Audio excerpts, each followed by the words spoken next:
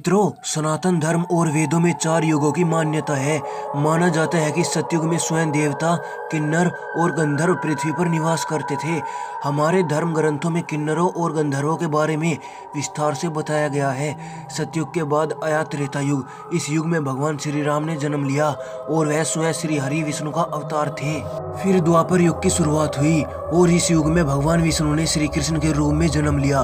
द्वापर युग में श्री कृष्ण ने जिस तरह की लीलाएं रची, उनके बारे में प्रबुद्ध लोगों का कहना है कि भगवान इन लीलाओं के जरिए मानव मात्र को कलयुग में जीवन यापन का पाठ पढ़ा रहे थे। कलयुग का कालखंड सबसे छोटा माना गया है और माना जाता है कि कलयुग में भगवान विष्णु का 10वां अवतार होगा, जिसका नाम होगा कल्कि। वर्तमान समय में कलयुग ही चल रहा है। विष्णु पुराण में कलयुग का वर्णन करते हुए कहा गया है कि कलयुग में पाप इतना अधिक हो जाएगा कि सृष्टि का संतुलन बिगड़ जाएगा। कन्याएं 12 साल में गर्भवती होने लगेगी। मनुष्य की आयु औसतन 20 वर्ष हो जाएगी।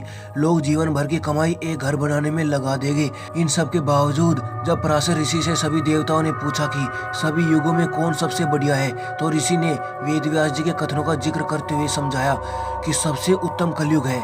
आइए जाने व्यास जी ने विष्णु पुराण में क्यों कहा है कि कलयुग को धन्य और सबसे उत्तम है। श्री वेद व्यास जी ने वेदों का वाचन किया और भगवान गणपति ने उनके अनुग्रह पर उन वचनों को लिखित रूप में प्रस्तुत किया।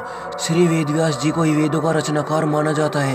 वेद व्यास जी से जुड़ी एक पुरानी कथा के अनुसार वेद व्यास जी ने सभी युगों में कलयुग को श्रेष्ठ युग कहा है। यह चौंकाने वाली बात जरूर है, क्योंकि कलयुग में तो सबसे अधिक पाप और अत्याचार होगा। वेदों और धार्मिक ग्रंथों में ऐसा कहा गया है।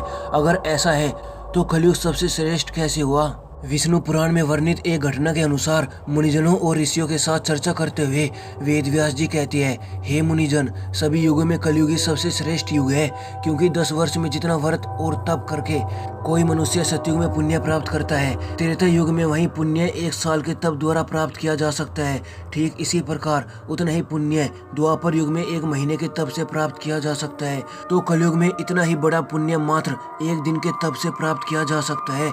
इस तरह व्रत और तप के फल की प्राप्ति के लिए कलयुग ही सबसे श्रेष्ठ समय है।